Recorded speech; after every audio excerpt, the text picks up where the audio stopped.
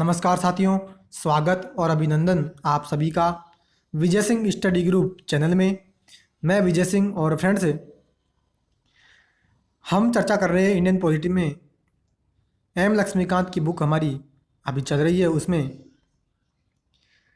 हमने जो लेसन अभी कंप्लीट किया वो था इमरजेंसी प्रोविजंस, यानी जो आपातकालीन प्रावधान है, यानी आर्टिकल 352, आर्टिकल 356 और आर्टिकल 360, यानी राष्ट्रीय आपातकाल, प्रेसिडेंट रूल यानी राष्ट्रपति शासन, और वित्तीय आपातकाल यानी फाइनेंशियल इमरजेंसी की हम चर्चा कर चुके हैं। क्लियर। और साथियों, आज हम चर्चा करेंगे इस टॉपिक से जितने भी क्वेश्चन इम्पोर्टेंट है उन सारे क्वेश्चंस की आज हम चर्चा करने वाले हैं। यानी इमरजेंसी प्रोविजन से संबंधित जो महत्वपूर्ण क्वेश्चन है उसकी आज हम चर्चा करेंगे। ठीक है, 16 इसमें क्वेश्चन है, सभी एक हाई लेवल की अच्छी लेवल के क्वेश्चन मैंने बनाए हैं।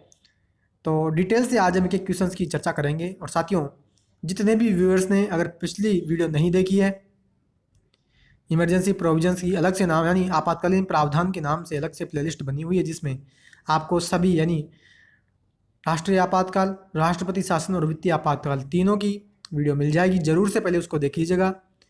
और ये डेफिनेटली आपकी किसी भी प्रकार की कोई भी दिक्कत अगर आपको आपातकाल के टॉपिक्स में आती है तो ज़रूर से आप उसको देखना, सारी दिक्कतें आपको दूर हो जाएगी। ठीक है। तो साथियों, अभी तक आपने मेरे चैनल को सब्सक्राइब नहीं किया है, आप ज़रूर से चैनल को सब्सक्राइब कर लें। साथ ही घंटी का जो बटन है उसके ऑल पर क्लिक कर लें ताकि सभी वीडियो के नोटिफिकेशन आपको मिल जाएगी। ठीक है। और वीडियो मित्रों आज की पसंद आए तो वीडियो को लाइक कीजिएगा और ज़्यादा से ज़्यादा दोस्तों मित्रों उसको शेयर करना है ताकि सभी दोस्तों तक ये वीडियो पहुँचे। तो साथियों, चर्चा अब हम स्टार्ट करते हैं। पहले क्वेश्चन की ओर बढ़ते हैं। देखना, बहुत इंपॉर्टेंट मित्रों, एक एक क्वेश्चन बहुत इंपॉर्टेंट है, ध्यान से सुनेगा। पहले क्वेश्चन की चर्चा करते हैं। क्या कहता है? पहला क्वेश्चन कह रहा है कि आपातकाल की घोषणा वाक्य शब्द का प्रयोग निम्न में से किसके लिए किया गया है। यानी आपातकाल की घोषणा, ये जो वाक्य है, ये जो शब्द है, ठीक है, यानी इसको पूरा वाक्य हम समझ सकते हैं। तो ये वाक्य जो है, इस वाक्य का हमने किसके लिए प्रयोग किया है। ठीक है, यानी सीधी सी बात है, ये जो शब्द या ये जो वाक्य हमने यूज किया इमरजेंसी प्रोविजंस के टॉपिक में, आखिर हमने किसके लिए यूज किया है। पहला कह रहा है क्या राज्य आपातकाल, यानी राज्य आपातकाल का मतलब होता है मित्रों आर्टिकल 356, जिसको कि हम प्रेसिडेंट रूल भी कहते हैं। क्लियर। दूसरा वित्तीय आपातकाल यानी आर्टिकल 360, जो कि फाइनेंशियल इमरजेंसी से संबंधित है। तीसरा है राष्ट्रीय आपातकाल यानी आर्टिकल 352, जो कि नेशनल इमरजेंसी से संबंधित है। और चौथा कह रहा है उपरोक्त सभी, यानी ये कहना चाहता है कि आपातकाल की घोषणा जो शब्द है, ये जो वाक्य है, इस वाक्य शब्द का यूज हमने किन के लिए किया, या क्या हमने इन सभी के लिए किया है या हमने किसी एक के लिए इनमें से किया है। ठीक है। तो मित्रों, डिटेल से जब हमने लेसन डिस्कस किया था शुरुआत में ही राष्ट्रीय आपातकाल का, पहली वीडियो मैंने आपसे चर्चा मिली थी, उस समय मैंने आपको डिटेल से बताया था कि आपातकाल की जो घोषणा जो शब्द है, ये जो वाक्य है, ये जो सेंटेंस है, इस सेंटेंस का यूज जो हमने किया था वो किया था हमने नेशनल इमरजेंसी के लिए। ध्यान रखना, राष्ट्रीय आपातकाल जो कि आर्टिकल 352 के तहत हम लगाते हैं। ठीक है। तो उसके लिए हमने आपातकाल की घोषणा शब्द को यूज किया है राष्ट्रीय आपातकाल के लिए। ठीक है। तो साथियों, आई होप कि आपको पहला क्वेश्चन अच्छी प्रकार से समझ आया है। किसी भी प्रकार की कोई दिक्कत आए तो जरूर से कमेंट बॉक्स में आप कमेंट कीजिएगा। क्लियर। तो साथियों, दूसरे क्वेश्चन की ओर बढ़ते हैं। नेक्स्ट क्वेश्चन कहता है कि 1975 में भारत में लगाया गया राष्ट्रीय आपातकाल का क्या आधार था। क्या कहना चाहता है? कहता है कि 1975 में इंदिरा गांधी का शासनकाल था, और उस समय जब इंदिरा गांधी जी ने भारत में नेशनल इमरजेंसी लगाई तो किस बेसिस के आधार पर लगाई। कहता है पहला युद्ध या बाह्य आक्रमण, यानी क्या उस समय हमारे भारत पर किसी दूसरे देश ने आक्रमण कर दिया था या भारत का किसी दूसरे देश के साथ युद्ध हुआ। दूसरा कहता है सशस्त्र विद्रोह, यानी क्या भारत में कोई विद्रोह उत्पन्न हो गया अपने ही देश के लोगों के द्वारा। तीसरा कहता है आंतरिक गड़बड़ी, वही कि क्या आंतरिक इंडिया के अंदर ही लोगों ने कोई बहुत बड़ा विवाद उत्पन्न किया हो जिसके कारण हमारे देश में आपातकाल लगा हो, या उपरोक्त में से कोई नहीं। ठीक है, 4 ऑप्शंस हैं। अब देखिए, एक एक ऑप्शन की डिटेल के साथ मैं आपके साथ चर्चा भी करते चलता हूँ। ध्यान से सुनिएगा जितने व्यूअर्स ने अगर लेसन की वो वीडियो नहीं देखी है, तो यहाँ पे आपको एक एक ऑप्शन की मैं डिटेल से डिस्कस करूँगा, ठीक है। पूरा चैप्टर जो है वो यहाँ पे आज का आपका रिवाइज हो जाएगा, ठीक है। देखिए 1975 में आपातकाल की हमसे यहाँ पे बात कर रहा है। पहली चीज़ 1975 में इंदिरा गांधी जी का शासनकाल था और उस समय नेशनल इमरजेंसी लगाई थी। अब देखिए युद्ध या बाह्य आक्रमण के आधार पर अगर कोई हमारे देश में आपातकाल लगता है, देखिए पहला ऑप्शन गलत है, क्योंकि 1975 में हमारा किसी भी देश के साथ कोई युद्ध नहीं हुआ था, नहीं किसी देश ने हमारे देश के ऊपर आक्रमण किया था, अटैक किया था, तो पहला ऑप्शन तो गलत है। दूसरा सशस्त्र विद्रोह, तीसरा आंतरिक गड़बड़ी। तीसरे ऑप्शन की पहले चर्चा करते हैं। देखिए 1975 में जब आपातकाल लगा तो इसी शब्द के आधार पर लगा था। किसके आधार पर? आंतरिक गड़बड़ी शब्द के आधार पर। क्लियर? इसका आंसर तो सी हो जाएगा, यानी ऑप्शन नंबर सी यहाँ पे राइट आंसर होने वाला है। ऑप्शन बी की बात करें मित्रों, देखिए क्या हुआ, आंतरिक गड़बड़ी जो शब्द है, यह शब्द मित्रों अस्पष्ट था, ठीक है।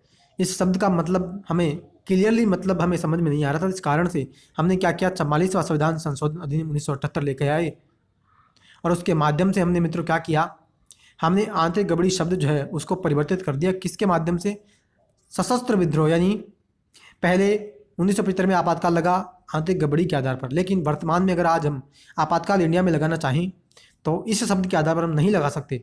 हमें लगाना होगा तो या तो हम इसके आधार पर लगाएंगे या हम इसके आधार पर, यानी आंतरिक गड़बड़ी की जगह पे हमने सशस्त्र विद्रोह शब्द रिप्लेस कर दिया, क्योंकि ये शब्द क्या था, अस्पष्ट था, समझ में इसका मतलब हमें नहीं आता था अच्छी प्रकार से। इस कारण से हमने सशस्त्र विद्रोह हमने लाया और इसके आधार पर आज की डेट में हम अगर इमरजेंसी इंडिया में लगाना चाहें तो एक तो हम इसके आधार पर लगाएंगे और दूसरा सशस्त्र विद्रोह के आधार पर, ठीक है। तो क्वेश्चन नंबर दो का राइट आंसर यहाँ पे होना है, ऑप्शन नंबर सी यहाँ पे राइट आंसर है। क्लियर? तो साथियों आई होप कि आपको अच्छी प्रकार से क्वेश्चन नंबर दूसरा समझ में आया। नेक्स्ट की ओर बढ़ते हैं। तीसरा क्वेश्चन क्या कहता है, देखो भारत में अभी तक कितनी बार राष्ट्रीय आपातकाल की घोषणा की जा चुकी है? क्या कहता है कि इंडिया में अब तक हमने नेशनल इमरजेंसी जो लगाई इंडिया में, ठीक है, वो हमने अब तक कितनी बार लगाई है? ऑप्शन की चर्चा करें। पहला कहता है 1 बार, दूसरा कहता है 2 बार, तीसरा कहता है 3 बार या चौथा कहता है 4 बार, ठीक है। अब देखिए एक एक ऑप्शन की चर्चा करते हैं। सीधी सी बात, मैंने आपको लेसन जब हम डिस्कस कर रहे थे आपातकाल का, उसमें भी मैंने आपको बताया था कि अब तक हमारे देश में 3 बार, कितनी बार मित्रों? 3 बार हमने आपातकाल लगा चुके हैं हम। कौन कौन सी बार अगर चर्चा करें, देखिए एक तो लगाया हमने 1962 में, एक लगाया 1971 में और एक लगाया 1975 में, ठीक है। यानी 1962 में जब नेफा जो है, नॉर्थ ईस्ट फ्रंटियर एजेंसी, इसकी हमने डिटेल से चर्चा भी करी थी लेसन में। जो आज का अरुणाचल प्रदेश है, इस पर जो मित्रों चीन ने आक्रमण किया, उसके आधार पर हमने, यानी दूसरे देश ने हमारे देश पर आक्रमण जब कर दिया तो 1962 में हमने आपातकाल लगा दिया। 1971 में जब भारत और पाकिस्तान के बीच युद्ध हुआ और 1971 में जब बांग्लादेश का निर्माण हुआ उस समय लगाया। और 1975 का तो हम चर्चा कर ही चुके हैं कि इंदिरा गांधी जी ने आंतरिक गड़बड़ी शब्द के आधार पर 1975 में आंतरिक आपातकाल लगाया था, ठीक है। ये दोनों बाह्य आपातकाल थे और ये था आंतरिक आपातकाल। क्लियर? तो साथियों तीनों की मैंने आपके साथ चर्चा की। आई होप कि क्लियरली आपको ये क्वेश्चन समझ में आ रहे हैं। नेक्स्ट क्वेश्चन की ओर बढ़ते हैं। नेक्स्ट कहता है कि राष्ट्रपति शासन संविधान के कौन से अनुच्छेदों के तहत लगाए जा सकते हैं? क्या कहता है? कहता है कि राष्ट्रपति शासन जो है संविधान के कौन से अनुच्छेद के तहत हम लगा सकते हैं? क्या आर्टिकल 356 या आर्टिकल 365 है या आर्टिकल 352 है या ए और बी दोनों हैं, ठीक है। इसका आंसर क्या होगा? ऑप्शन नंबर ए जो है मित्रों यहाँ पे राइट आंसर है, ठीक है। नहीं मित्रों, ये ऑप्शन गलत है। आप सोच रहे होंगे ये ऑप्शन सही है, लेकिन मित्रों इसीलिए मैंने इसको आंसर लगाया है, ये ऑप्शन सही नहीं है। ध्यान रखना, आप सोचेंगे कि राष्ट्रपति शासन हम लगाते हैं आर्टिकल 356 के आधार पर, ठीक है, लेकिन यहाँ पे एक ऑप्शन और दे रखा है आर्टिकल 365। इसलिए अगर आपको आर्टिकल 365 भी वहाँ मिलता है तो आप ऐसा ऑप्शन देखेंगे आर्टिकल 356 भी है, आर्टिकल 365 भी है। अगर दोनों आ रहे हैं तो दोनों सही होगा।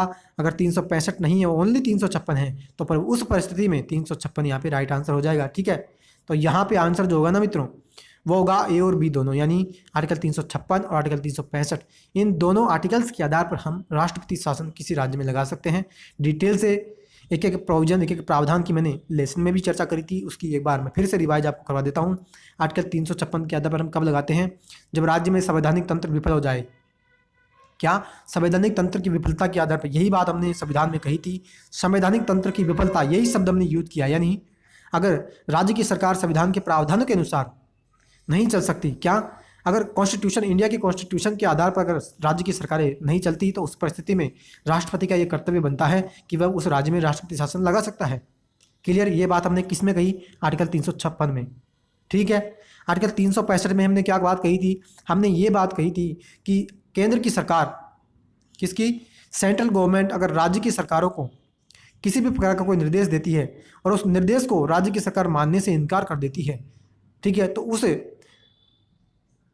मामले में वहाँ पे राष्ट्रपति शासन लगाया जा सकता है।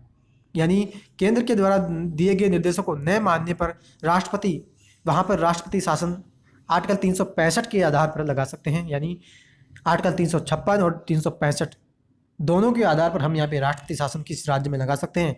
तो क्वेश्चन नंबर 4 का ऑप्शन नंबर डी यहाँ पे राइट आंसर होने वाला है। क्लियर साथियों? आई होप कि क्वेश्चन नंबर 4 आपको अच्छी प्रकार से समझ आया है। नेक्स्ट क्वेश्चन की ओर बढ़ते हैं। बहुत इंपॉर्टेंट क्वेश्चन और हाई लेवल का क्वेश्चन। वैसे सभी क्वेश्चन अच्छी लेवल के मैंने बताए हैं, लेकिन ये फिर भी बहुत अच्छी लेवल का ये क्वेश्चन है। क्या कहता है? निम्न कथनों पर विचार कीजिए। कौन कौन से कथन हैं? देखो, पहला ऑप्शन कहता है, नहीं, पहला स्टेटमेंट क्या कहता है कि भारत में 1991 में वित्तीय आपातकाल की घोषणा की गई थी। ठीक है, पहला स्टेटमेंट की बात की।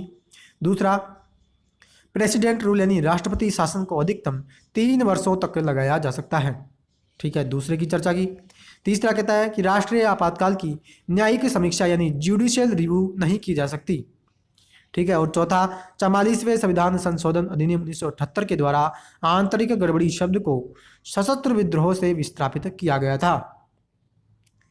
ठीक है, अब क्या हमसे पूछना चाह रहा है, यानी हमें क्या ढूंढना है? कहता है कि उपरोक्त कथनों में से कौन सा या से कथन सत्य है, यानी इन कथनों में से हमें राइट ऑप्शन, राइट यानी सही स्टेटमेंट यहाँ पे ढूंढना है। ठीक है, तो डिटेल से चर्चा स्टार्ट करते हैं। एक एक ऑप्शन की चर्चा मैं आपके साथ कर रहा हूँ। देखो, पहला कहता है कि भारत में 1991 में वित्तीय आपातकाल यानी फाइनेंशियल इमरजेंसी की घोषणा की गई थी। बिल्कुल गलत है मित्रों। हालांकि 1991 में हमारे देश पर वित्तीय संकट आया था, ठीक है, लेकिन फिर भी हमने, अभी तक का रिकॉर्ड है मित्रों, एक बार भी हमने वित्तीय आपातकाल की घोषणा नहीं की है। देखिए, राष्ट्रीय आपातकाल की घोषणा कितनी बार की? अभी मैंने आपके साथ चर्चा की, 3 बार। राष्ट्रपति शासन कितनी बार हमने लगाया, यानी राष्ट्रपति शासन हमने कितनी बार अभी तक लगा चुके हैं राज्यों में? करीब करीब मित्रों 100 से ज़्यादा बार हमने राष्ट्रपति शासन का यूज किया है राज्यों के अंदर। ठीक है, और वित्तीय आपातकाल का रिकॉर्ड है कि एक बार भी हमने इसका यूज नहीं किया है, यानी एक बार भी हमने इंडिया में फाइनेंशियल इमरजेंसी नहीं लगाई है। ठीक है, तो पहला ऑप्शन गलत हो जाता है, पहला यहाँ से ऑप्शन रॉन्ग हो गया। ठीक है, पहला यहाँ पे ऑप्शन हमने कट कर दिया। उपरोक्त सभी है, इसमें भी पहला ऑप्शन आएगा, तो ये भी हमने कट कर दिया। 2 ऑप्शन हमारे यहाँ पे खत्म हो गए, 2 बचे। ठीक है, सही कथन में ढूंढना है। दूसरे की चर्चा करें कि राष्ट्रपति शासन को अधिकतम 3 वर्षों तक लगाया जा सकता है। बिल्कुल सही है मित्रों। मैंने आपके साथ चर्चा की थी कि राष्ट्रपति शासन जब अनुमोदन संसद से हम ले लेते हैं साधारण बहुमत के माध्यम से, तो पहली बार 6 माह तक लगाते हैं। ठीक है, फिर भी हमें और बढ़ाना है तो फिर 6 माह तक लगा देंगे। क्लियर? 1 वर्ष तक हमने उसको लगा दिया। किसको? राष्ट्रपति शासन को। ठीक है, अब 1 वर्ष के बाद भी मित्रों अगर हमें राष्ट्रपति शासन को और भी बढ़ाना है, तो मैंने आपको साथ वहां डिस्कस किया था कि 2 परिस्थितियां अगर पूरी हो जाए तो फिर हम राष्ट्रपति शासन को और बढ़ा सकते हैं अधिकतम 2 सालों तक, यानी टोटल मिलाकर के 3 वर्षों तक हम राष्ट्रपति शासन को लगा सकते हैं।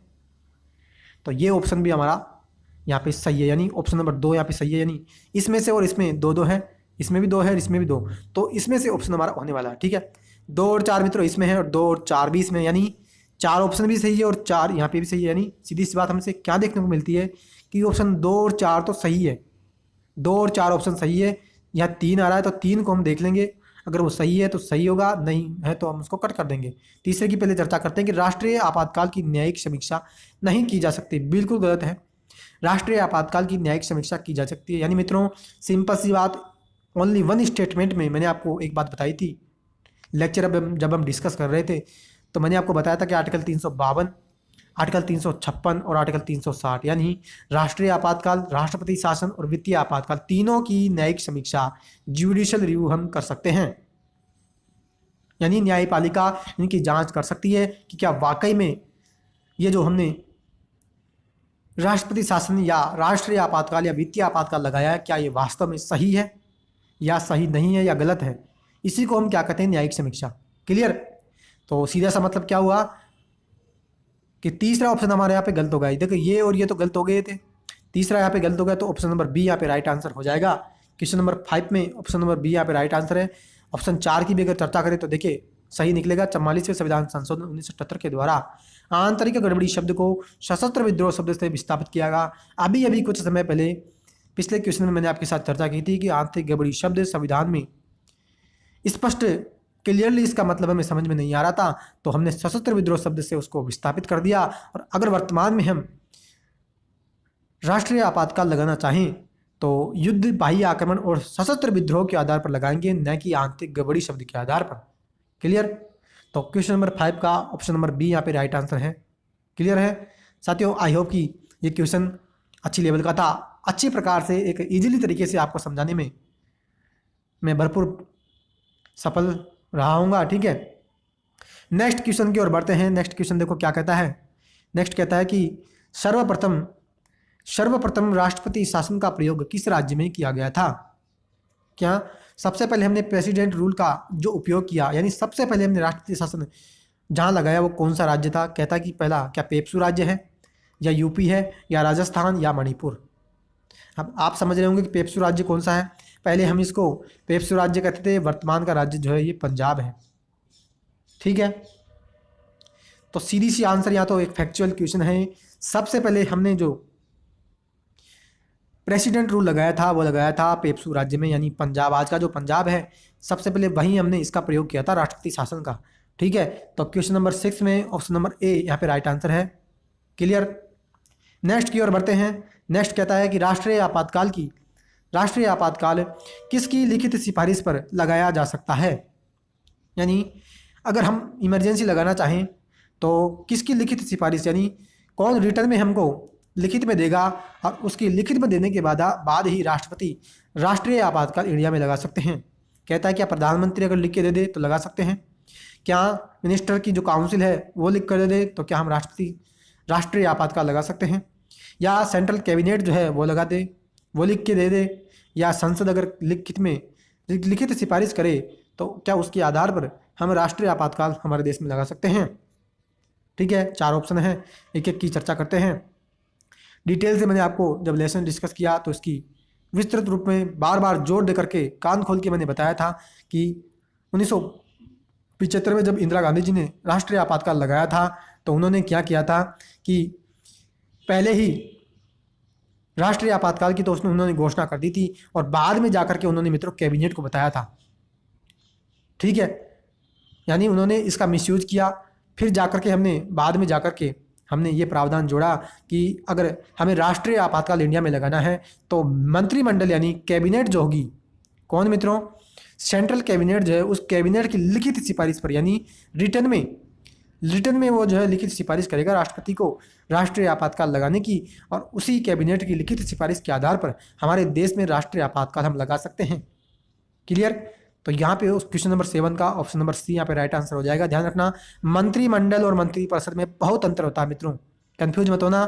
कैबिनेट जो होती है, हालांकि संसद का जो टॉपिक हमारा स्टार्ट होगा इस बुक में, जब डिटेल से हम एक एक शब्द की एक एक संसद के पूरे चैप्टर की चर्चा करेंगे तो उसमें मैं आपको बताऊंगा कि कैबिनेट जो होता है मित्रों, कैबिनेट का मतलब होता है जिसमें ऐसे मंत्री होते हैं, कैबिनेट मंत्री ऐसे मंत्री होते हैं मित्रों, ऐसे मिनिस्टर्स जिनके पास सरकार के इम्पोर्टेंट मिनिस्टर्स, यानी ऐसे मिनिस्टर जहाँ पे सरकार के पास सरकार के इम्पोर्टेंट मंत्रालय जो होते हैं, मिनिस्ट्रीज जो होती है वो उनके पास होती है। जैसे मान लीजिए गृह मंत्री है, रक्षा मंत्री, वित्त मंत्री, विदेश मंत्री, ये क्या होते हैं, ये कैबिनेट मंत्री होते हैं, क्योंकि ये बहुत इंपॉर्टेंट मित्रों मंत्रालय हैं सरकार के।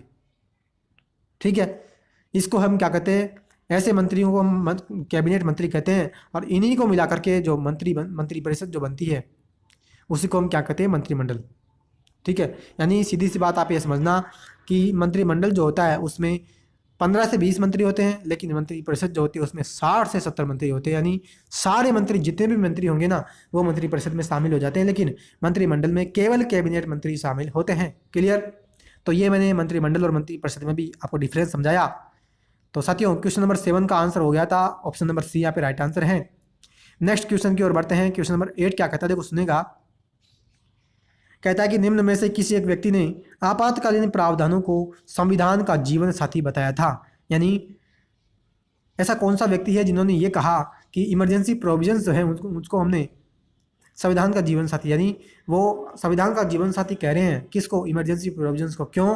क्योंकि संविधान का जीवन साथी यानी साथ ही साथ उसके साथ चलने वाला है, क्योंकि कोई इमरजेंसी सिचुएशन हमारे देश में बन जाती है तो उससे निपटने के लिए इन प्रावधानों को हमने संविधान में ऐड किया, ताकि ऐसी क्रिटिकल सिचुएशन से हम इमीडिएटली निपट सकें, जल्दी से जल्दी निपटा जा सके। इस कारण से इसको संविधान का जीवन साथी बता रहे हैं। कौन? क्वेश्चन नंबर 8 का जो आंसर है ना मित्रों, वो है, यहाँ पे है answer option number 3, Alladi sir Alladi Krishna Swamy Iyer.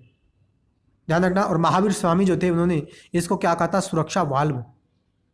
क्या कहा था इनको? सुरक्षा वाल्व। महावीर त्यागी ने आपातकालीन प्रावधान इन इमरजेंसी प्रोविजंस को सुरक्षा वाल्व कहा, और सर अल्लादी कृष्ण स्वामी अय्यर ने इनको क्या कहा, संविधान का जीवन साथी।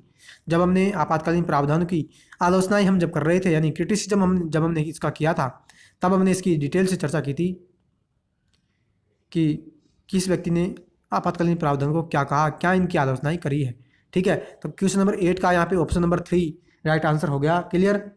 नेक्स्ट की ओर बढ़ते हैं। क्वेश्चन नंबर 9 देखो क्या कहता है, बहुत हाई लेवल का इंपॉर्टेंट क्वेश्चन चर्चा करते हैं।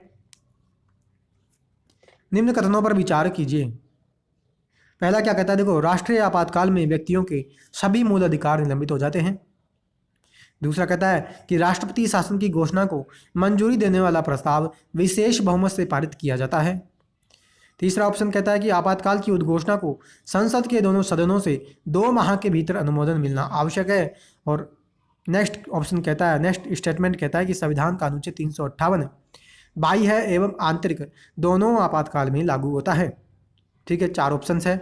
क्या हमें इसमें निकालना है? देखा, कहता है कि उपरोक्त कथनों में से कौन से कथन गलत हैं, यानी इनमें से हमें गलत कथन ढूंढना है। ठीक है, तो डिटेल से एक ऑप्शन की चर्चा करते हैं साथियों। देखिए, पहला ऑप्शन की चर्चा करें, राष्ट्रीय आपातकाल में व्यक्तियों के सभी मूल अधिकार निलंबित हो जाते हैं। बिल्कुल ये गलत है, क्योंकि मैंने डिटेल से लेसन में जब डिस्कस कर रहे थे मैंने आपको बताया था कि आर्टिकल 20 और आर्टिकल 21 यानी प्राण, आर्टिकल 20 में क्या कहा हमने, अपराधों के लिए दोष सिद्धि के संबंध में आरक्षण, यानी अपराधों के लिए दोष सिद्धि के संबंध में संरक्षण, और 21 में है प्राण और देह की स्वतंत्रता का अधिकार। यानी ये 2 अनुच्छेद ऐसे हैं जो आपातकाल की परिस्थिति में भी हमारे लिए बने रहते हैं। ठीक है, यानी सभी मूल अधिकार, यानी सभी आ गया तो गलत है, यानी ये ऑप्शन हमारा गलत है और गलत ही हमें यहाँ पे ढूंढना है। ठीक है, नेक्स्ट की ओर बढ़ते हैं कि राष्ट्रपति शासन की घोषणा को मंजूरी देने वाला प्रस्ताव विशेष बहुमत से पारित किया जाता है। ये भी गलत है, क्योंकि केवल और केवल राष्ट्रीय आपातकाल की घोषणा है और उसको हम मंजूरी देंगे तो उसके लिए हम यूज करते हैं कौन सा, विशेष बहुमत। और विशेष बहुमत होता है 2/3, यानी 2/3 बहुमत को विशेष बहुमत कहते हैं। राष्ट्रपति शासन के लिए तो हम साधारण बहुमत का यूज करते हैं, जिसको कि हम 50% + 1 से डिनोट करते हैं। यानी 50% + 1, इसका मतलब क्या हो गया, 51%। ठीक है, तो ये ऑप्शन भी गलत हो गया। तीसरे की चर्चा करते हैं मित्रों। आपातकाल की उद्घोषणा को संसद के दोनों सदनों से 2 माह के भीतर अनुमोदन मिलना आवश्यक है। ये भी मित्रों ऑप्शन यहाँ पे गलत है, क्योंकि आपातकाल की उद्घोषणा को संसद के दोनों सदनों से हमें अनुमोदन दिलाना है तो 1 माह के भीतर हमें उसको अनुमोदन देना पड़ेगा।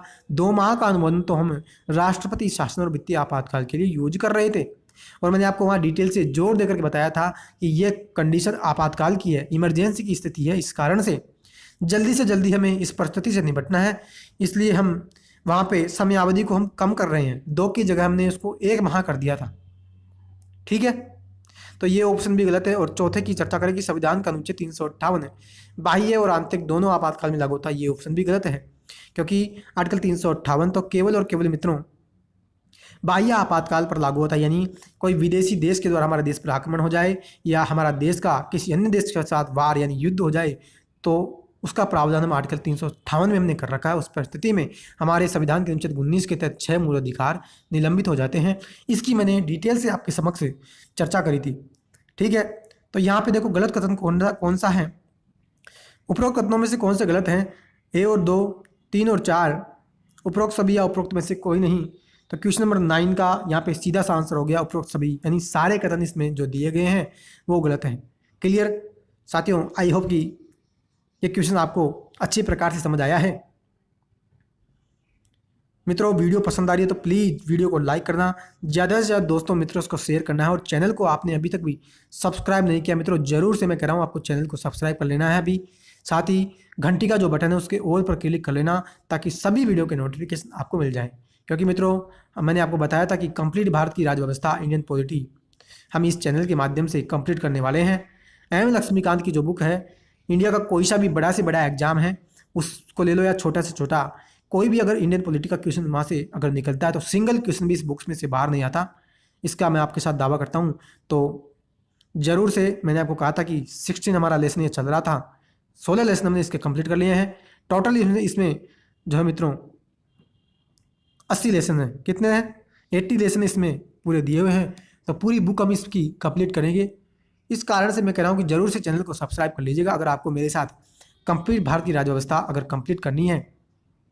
एक बार आप उसको कंप्लीट कर लीजिए, इनको देख करके नोट्स बना लीजिए। कहीं भी आपको कहीं भी किसी भी चैनल पर कोई भी वीडियो देखने की भटकने की ज़रूरत नहीं है। किसी प्रकार कोई दिक्कत होती है तो पुनः मेरे लेक्चर्स को आप सुन लीजिए और आप उसको रिवाइज कर लीजिए। हमेशा यूट्यूब पर लेक्चर्स अवेलेबल रहेंगे, ठीक है। तो ज़रूर से चैनल को आप सब्सक्राइब कर लीजिएगा और साथियों तक जरूर इसको वीडियो को शेयर करें, ताकि सभी लोग इस वीडियो को देखें और चैनल को जरूर से वो सब्सक्राइब करें। तो साथियों यहाँ पे क्वेश्चन नंबर 9 का आंसर जो हो गया ऑप्शन नंबर सी यहाँ पे राइट आंसर हो गया था, यानी उपरोक्त सभी सारे कथन इसमें गलत दिए हुए हैं। क्लियर। नेक्स्ट की ओर बढ़ते हैं। नेक्स्ट कहता है कि किस संविधान संशोधन अधिनियम ने राष्ट्रपति को भारत के विशेष भाग पर राष्ट्रीय आपातकाल लागू करने का अधिकार दिया। यानी सीधा सा ये कहता है कि ऐसा कौन सा संविधान संशोधन अधिनियम था जिसने राष्ट्रपति को ये पावर दी, ये वो नहीं, राष्ट्रपति को ये शक्ति दी कि राष्ट्रपति पूरे भारत पर, किस पर मित्रों, राष्ट्रपति पूरे भारत पर आपातकाल न लगा करके, राष्ट्रपति मित्रों पूरे भारत पर आपातकाल न लगा करके केवल, यानी अगर इस पूरे भाग पर, एक तो पूरे भाग पर आपातकाल लगाया जाए, या अगर एक इतने से हिस्से पर, यानी मान लीजिए जम्मू कश्मीर के हिस्से पर हमें आपातकाल लगाना है, तो ऐसा प्रावधान हमने किस संविधान संशोधन के माध्यम से किया कि एक विशेष भाग पर भी आपातकाल अगर आप लगाना चाहते हो तो आप लगा सकते हो, ठीक है। तो क्या कहता है कि 42वां संविधान संशोधन अधिनियम, या 44वां, या 38वां, या 86वां। क्लियर। तो साथियों डिटेल से हम इसकी चर्चा करें तो लेसन में भी, लेक्चर में भी हमने डिटेल से चर्चा करी थी कि 42वां कॉन्स्टिट्यूशन अमेंडमेंट जो 1976 था उसके माध्यम से हमने एक संशोधन किया और हमने ये प्रावधान जोड़ दिया कि राष्ट्रपति अगर चाहेंगे तो एक विशेष भाग पर, एक छोटे से हिस्से पर, ठीक है, राष्ट्रीय आपातकाल अगर वो लगाना चाहें, नेशनल इमरजेंसी वो लगाना चाहें तो वो लगा सकते हैं।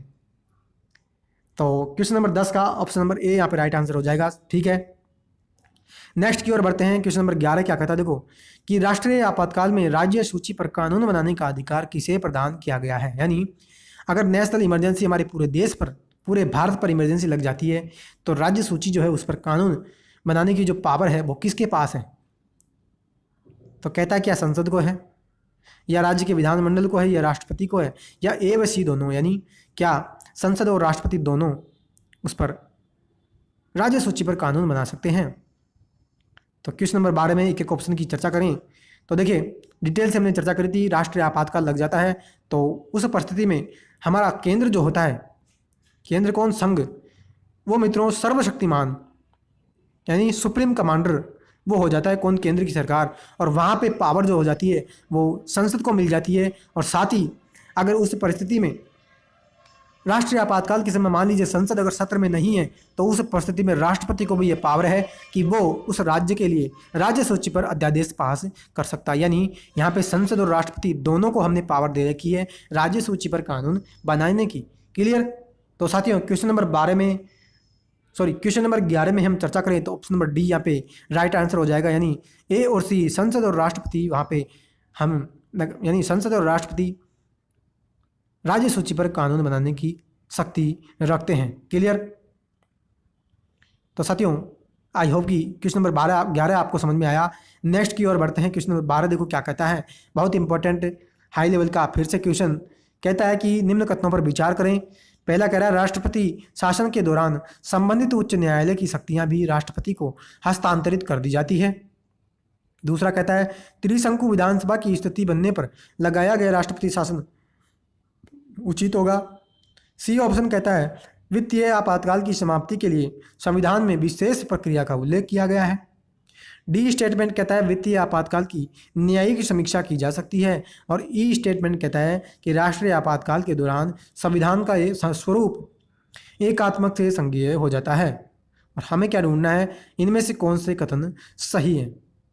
ठीक है, सही कथन हमें ढूंढना है। तो डिटेल से एक ऑप्शन की एक स्टेटमेंट की चर्चा स्टार्ट करते हैं मित्रों।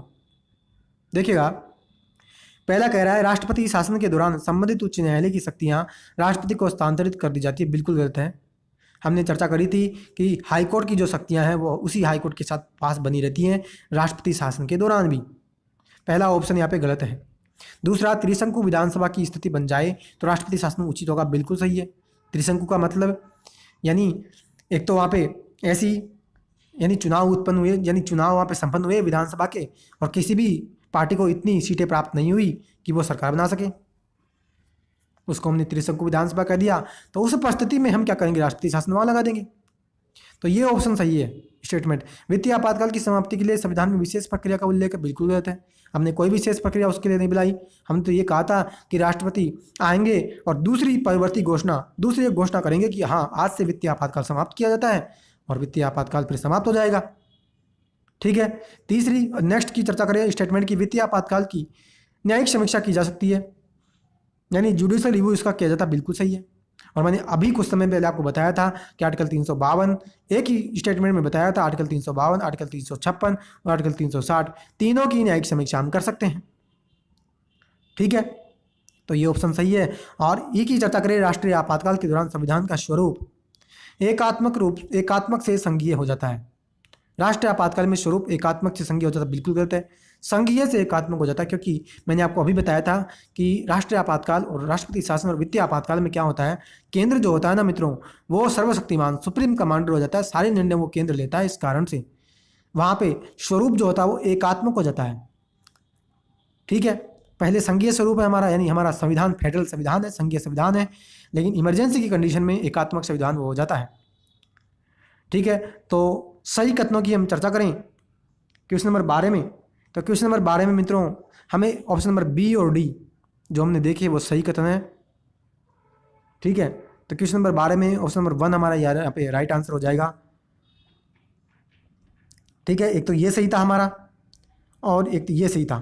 तो question number B, option number B और डी यहाँ पे राइट आंसर है, यानी ऑप्शन नंबर 1 यहाँ पे राइट आंसर हो जाएगा क्वेश्चन नंबर 12 में। क्लियर। आई होप कि मित्रों अच्छी प्रकार से आपको ये क्वेश्चन समझ में आया है। नेक्स्ट की ओर बढ़ते हैं। राष्ट्रीय आपातकाल की घोषणा होने पर लोकसभा का कार्यकाल कितने समय तक बढ़ाया जा सकता है। इमरजेंसी लग जाए तो लोकसभा का कार्यकाल कितने समय तक बढ़ा सकते हैं। पहला है कितने भी समय तक, दूसरा है केवल 1 साल तक, तीसरा कार्यकाल नहीं बढ़ाया जा सकता, और चौथा है उपरोक्त में से कोई नहीं। डिटेल से चर्चा करें। देखिए, इमरजेंसी लग जाती है तो पहली चीज़ मैंने आपको लेक्चर में बताया था कि चाहे लोकसभा हो या विधानसभा, उनका कार्यकाल हम कितने भी समय तक बढ़ा सकते हैं। ठीक है, उनका कार्यकाल हम कितने भी समय तक बढ़ा सकते हैं। एक बार में हम 1 साल बढ़ाएंगे, फिर 1 साल बढ़ाएंगे, और ऐसा कर करके हम कितने भी समय तक बढ़ा सकते हैं, चाहे लोकसभा हो या चाहे विधानसभा हो। ठीक है, तो 13 में ऑप्शन नंबर ए यहाँ पे राइट आंसर हो जाएगा। ठीक है, नेक्स्ट की चर्चा करें। क्वेश्चन नंबर 14 देखो क्या कहता है। किस मामले में सुप्रीम कोर्ट ने यह डिसीजन दिया कि राष्ट्रपति की उद्घोषणा अगर असंवैधानिक है तो विघटित या निलंबित विधानसभा को पुनः बहाल किया जा सकता है। यानी ऐसा कौन सा वो वाद आया, कौन सा वो केस आया जिसमें सुप्रीम कोर्ट ने ये अपना डिसीजन दिया कि किसी राज्य में राष्ट्रपति शासन मान लीजिए लगा दिया गया था, और अगर राष्ट्रपति शासन का उसकी न्यायिक समीक्षा हमारी जुडिशरी ने, हमारी न्यायपालिका ने उसकी न्यायिक समीक्षा की और उसने ये पाया कि जिस राज्य में राष्ट्रपति शासन लगाया गया था ना, वो अनकॉन्स्टिट्यूशनल है, यानी वो असंवैधानिक है। राजनीतिक तुष्टीकरण के लिए, राजनीतिक लाभ के लिए वो राष्ट्रपति शासन उस राज्य में लगाया गया था। अगर वो उसको गलत पाती है तो जो बिगड़ित वहाँ की विधानसभा थी, जो निलंबित वहाँ की विधानसभा थी, उसको पुनः बहाल कर सकता है। कौन? वहाँ की न्यायपालिका। ठीक है, यानी सुप्रीम कोर्ट वहाँ पे पुनः उसको बहाल कर सकता है। कौन सा ऐसा केस था? ऑप्शन ए कहता है मिनरवा मिल्स मामला, बी कहता है बोम्बई मामला। मिनरवा मिल्स मामला 1980 में आया, बोम्बई मामला 1994 में आया, चंपाकम दोहराया मामला 1951 में आया, और सी ऑप्शन हो गया। और डी ऑप्शन इंदिरा गांधी वाद कहता है 1992 में आया। तो ऐसा कहता है कि कौन सा ऐसा मामला था जिसमें सुप्रीम कोर्ट ने यह कह दिया कि अगर उद्घोषणा उसने जो राष्ट्रपति शासन लगाया वो गलत है, अनकॉन्स्टिट्यूशनल है, तो उसकी विघटित या निलंबित विधानसभा को हम पुनः ला सकते हैं। ध्यान रखना, बहुत इंपॉर्टेंट क्वेश्चन है, और इसका जो आंसर होगा ना मित्रों वो होगा SR बोम्बई, इसको केस भी कहते हैं। यानी बोम्बई मामला आया था और उसमें सुप्रीम कोर्ट ने कह दिया था कि अगर राष्ट्रपति शासन गलत है तो वहाँ की विधानसभा को हम पुनः बहाल कर सकते हैं।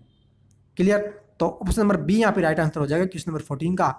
नेक्स्ट क्वेश्चन की ओर बढ़ते हैं। नेक्स्ट क्या कहता है, देखो कहता है कि संविधान का कौन सा अनुच्छेद राज्यों की बाहरी आक्रमण तथा आंतरिक व्यवस्था से सुरक्षा के लिए संघ के कर्तव्य की बात करता है।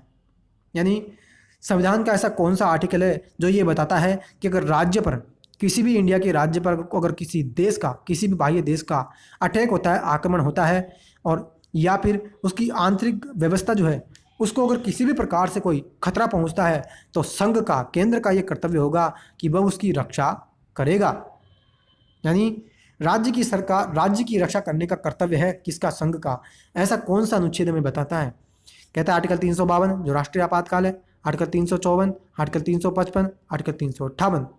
ध्यान रखना, बहुत इंपॉर्टेंट मित्रों क्वेश्चन, कई बार एग्जाम में ये क्वेश्चन पूछा गया है, तो ध्यान रखना ऑप्शन नंबर सी यहाँ पे आर्टिकल 355 जो है वो यहाँ पे राइट आंसर हो जाएगा। आर्टिकल 355 हमें ये बताता है कि राज्य पर किसी भी देश का बाहरी आक्रमण होता है या उसकी आंतरिक जो व्यवस्था है, लॉ एंड ऑर्डर की जो सिचुएशन है वो मेंटेन नहीं हो पाती, तो केंद्र का ये कर्तव्य है, केंद्र की ये ड्यूटी बनती है कि वह उस राज्य की सुरक्षा करेगा।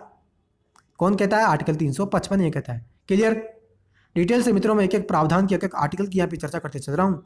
ध्यान रखना, बहुत इंपॉर्टेंट एक क्वेश्चन है। और आज का मित्रों अंतिम क्वेश्चन कहता है कि किसी राज्य में राष्ट्रपति शासन के दौरान उस राज्य के विधेयक एवं बजट को कौन पारित करता है? क्या कहता है?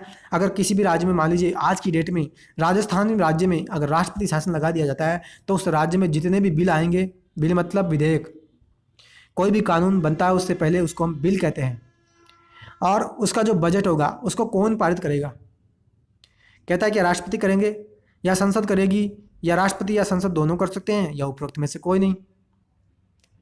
ठीक है, तो ध्यान रखना, डिटेल से हमने चर्चा करी थी। लेसन में भी मैंने बताया था कि राष्ट्रपति शासन अगर लग जाता है तो वहाँ पे संसद जो होगी वहाँ पे उस राज्य के विधेयक और बजट को वो पारित करने का काम करती है। कौन? इंडिया की पार्लियामेंट।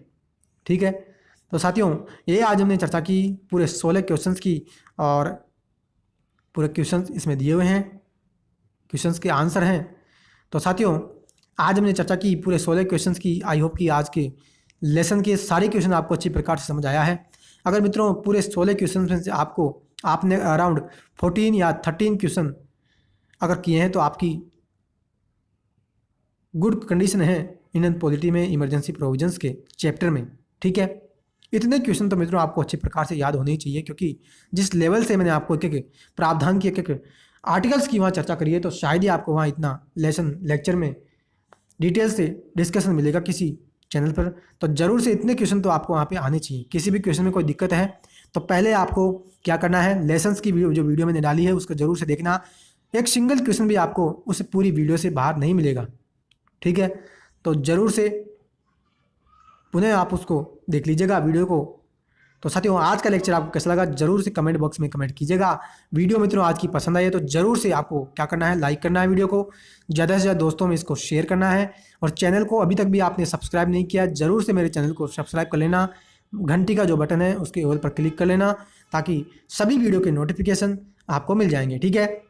क्योंकि पूरी भारत की राज्यव्यवस्था हमें यहाँ पे कंप्लीट करनी है, पूरे 80 लेसन्स इंडियन पॉलिटी के बुक के हमें यहाँ पे कंप्लीट करने हैं, तो ज़रूर से चैनल को आप सब्सक्राइब कर लेना, ठीक है। तो साथियों आज का लेसन यहीं स्टॉप रखते हैं। आने वाले लेसन में हम चर्चा करेंगे अगला जो हमारा लेसन होगा, लेसन नंबर 17, जो कि होगा किससे संबंधित, राष्ट्रपति से संबंधित। यानी अगला लेसन हमारा स्टार्ट होगा, राष्ट्रपति का बहुत इंपॉर्टेंट मित्रों लेसन है, तो जरूर से आप मेरे साथ बने रहिएगा। तो साथियों आज के लिए इतना ही, अब मिलते हैं नेक्स्ट लेसन में राष्ट्रपति के लेसन के साथ। तब तक के लिए हैव अ नाइस डे। जय हिंद, जय भारत, वंदे मातरम।